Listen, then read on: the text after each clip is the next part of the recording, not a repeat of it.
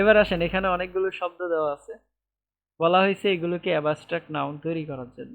আপনারা ফার্স্টে কি করবেন, এই শব্দগুলো উঠাবেন, উঠাইয়া এগুলোর অ্যাবস্ট্রাক্ট নাউন কি হবে সেগুলো লিখবেন। আমার সাথে সাথে মিলান আপনারা। ম্যানেজ, ম্যানেজের সাথে কি হবে?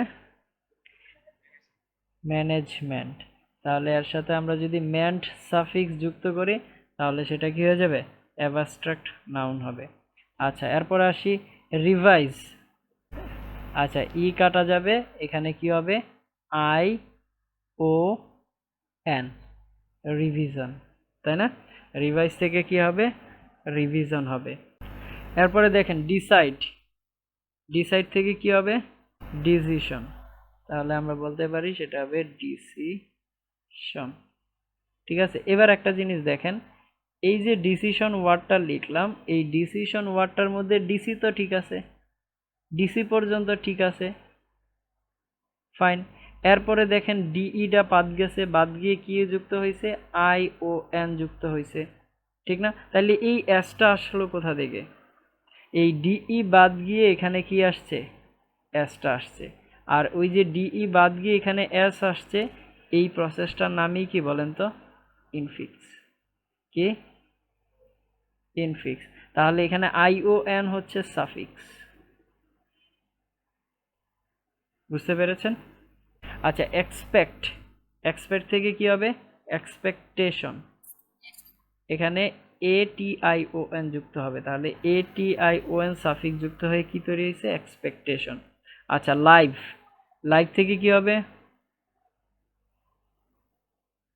লাইভ, লাইভ থেকে হবে লাইফ।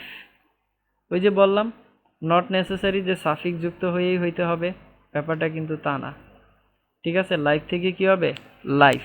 লাইফ হচ্ছে আপনার অ্যাবস্ট্রাক্ট নাউন। অনেকে চিন্তা করতে পারে ভাইয়া তাহলে লাইভলি, লাইভলি কারো মাথায় আসছিল যে লাইভলি যদি হয়? আসছিল কি না?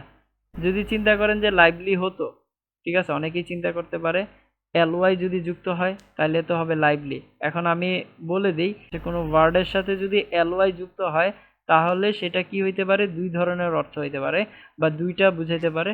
হইতে পারে অ্যাডজেক্টিভ, আর না হয় কি অ্যাডভার্ব। অ্যাডভার্বও হইতে পারে, না হয় অ্যাডজেক্টিভও হইতে পারে।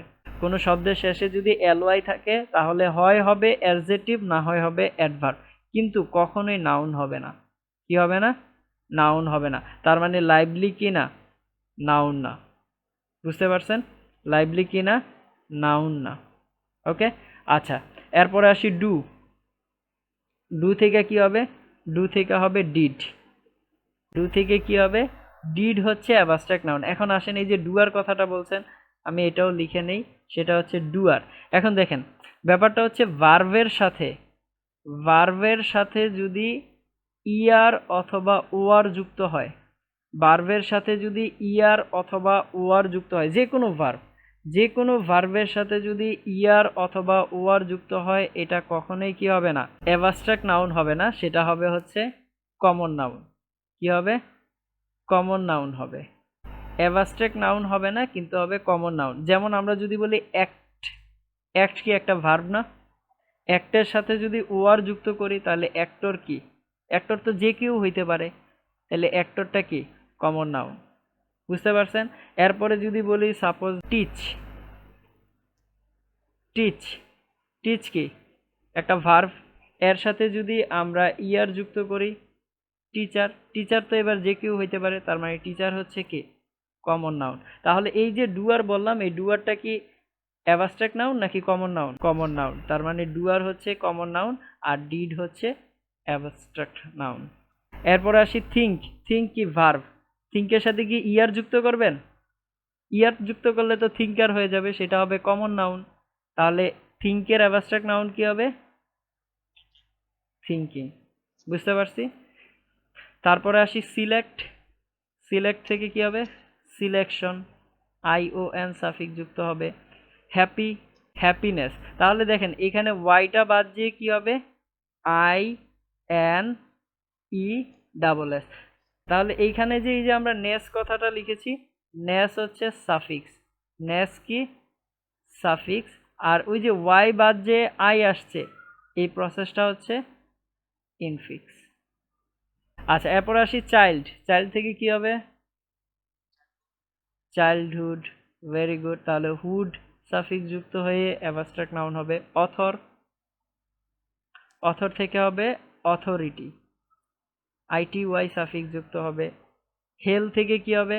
হেলথ, টিএইচ, টিএইচ সাফিক্স যুক্ত হয়ে হবে অ্যাবস্ট্রাক্ট নাউন। সিং, সিং এর সাথে কি ইয়ার যুক্ত হবে? সিঙ্গার হইলে তো হবে কি কমন নাউন হয়ে যাবে, ঠিক না? তাহলে কি হবে? সিঙ্গিং, আইএনজি সাফিক্স যুক্ত হবে। তাহলে আইএনজি সাফিক্স যুক্ত হলে সেটা হবে অ্যাবস্ট্রাক্ট নাউন। এই ছোট ছোট যে জিনিসগুলো লিখেছি এগুলোর সাথে সাথে উঠায় ফেলেন, কাজে লাগবে আমাদের।